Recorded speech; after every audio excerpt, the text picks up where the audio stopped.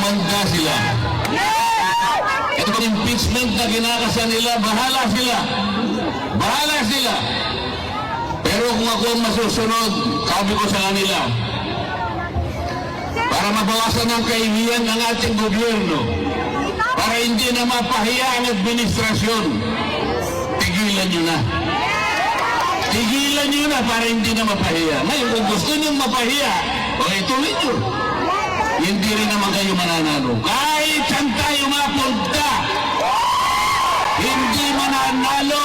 Hindi mananalo ang kalaban ng ating Vice President. Sinabi ko na noong una, uulitin ko sa inyo, kung ayaw nilang itigil, nasa sa kanila. Pero kung gusto nilang mawala ang kanilang kahihiyan, itigil na lang nila. Ngayon, ayaw nang tumigil, purbahan natin. Sige, isulong ninyo. Pareho din naman ang mangyayari.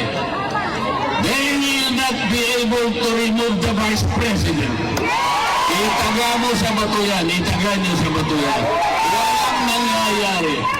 The Vice President will stay as Vice President.